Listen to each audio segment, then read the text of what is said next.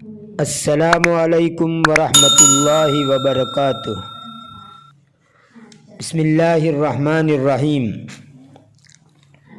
سامعین و ناظرین، پچھلی ویڈیو میں سے کسی ویڈیو میں آپ کو بتلایا تھا کہ اس میں اشارہ کے ساتھ اگر کوئی نکرہ آئے تو ہیں آئے گا، اور اگر اس کے ساتھ معرفہ یعنی معرف باللام آئے تو ہیں نہیں آئے گا۔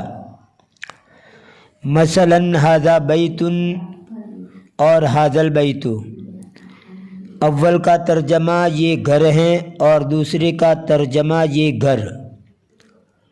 اب یہاں یہ سمجھیے کہ ھذا بیت پر آپ حرف جر لگانا چاہے تو نہیں لگا سکتے، جبکہ ھذا البیت پر لگانا چاہے تو لگا سکتے ہیں، یعنی فی ھذا البیت کہہ سکتے ہیں، لیکن فی کی وجہ سے البیت مجرور ہو جائے گا، اور ھذا کا ترجمہ یہ کے بجائے اس ہوگا۔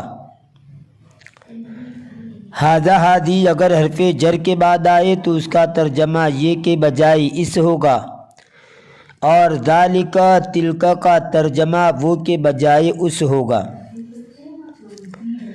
میں اور ریپیٹ کرتا ہوں کہ ھذا بیت اور ھذا البیت کا فرق سمجھ لیجئے۔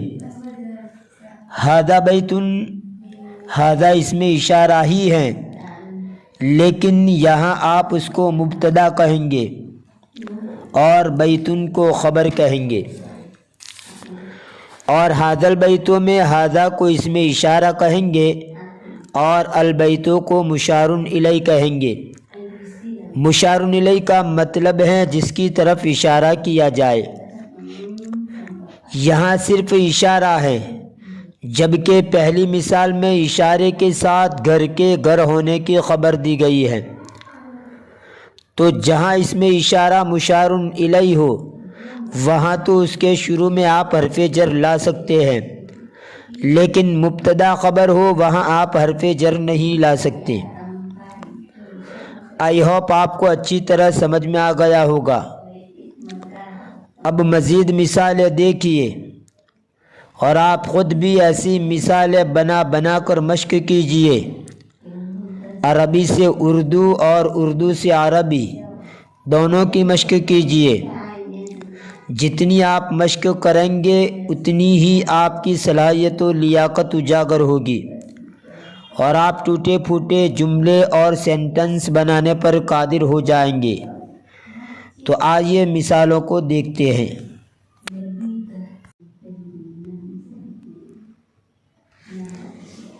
فی ھذا البیت، اس گھر میں، علی ھذا البیت، اس گھر پر، من ھذا البیت، اس گھر سے، الی ھذا البیت، اس گھر تک یا اس گھر کی طرف۔ یہ مذکر کی مثالیں ہیں۔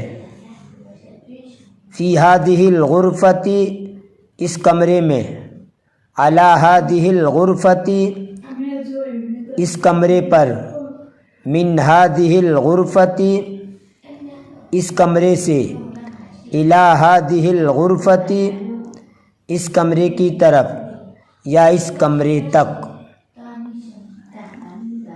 فی ھذا الفصل، اس کلاس میں، فی ھذا المسجد، اس مسجد میں، فی ھذا البستان، اس باغ میں، فی ھذا البئر، اس کنویں میں، فی ھذہ الحجرۃ، اس کمرے میں، فی ھذہ السیارۃ، اس گاڑی میں، فی ھذہ المحفظۃ، اس بستے میں، فی ھذہ الحدیقۃ، اس باغ میں۔ فی ذالک الفصل، اس کلاس میں، فی ذالک المسجد، اس مسجد میں، فی ذالک البستان، اس باغ میں، فی ذالک البئر، اس کنویں میں، فی تلک الحجرۃ، اس کمرے میں، فی تلک السیارۃ، اس گاڑی میں، فی تلک المحفظۃ، اس بستے میں، فی تلک الحدیقۃ، اس باغ میں۔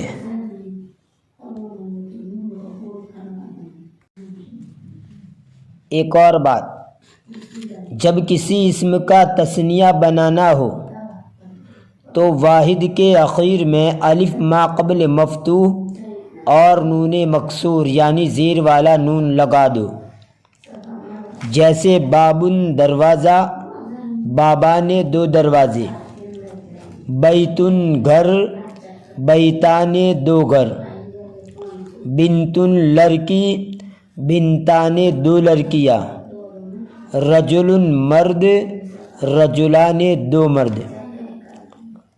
اگر بیتن پر حرف جر لگائیں تو فی بیتن ہوگا، لیکن اگر تثنیہ پر حرف جر لگائیں تو الف یا سے بدل جائے گا، گویا الف کا یا بن جانا یہی اس کا زیر ہے۔ چنانچہ بیتانے کے ساتھ اگر حرف جر فی آ جائے تو پڑھیں گے فی بیتینی۔ غرفتان دو کمرے، فی غرفتین دو کمروں میں۔ فصلان دو کلاسیں، فی فصلین دو کلاسوں میں۔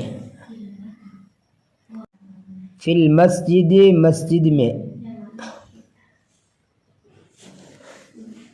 فی المسجدین دو مسجدوں میں۔ بس اس ویڈیو میں یہی تک، باقی آئندہ ویڈیو میں۔ فی امان اللہ، الی اللقاء۔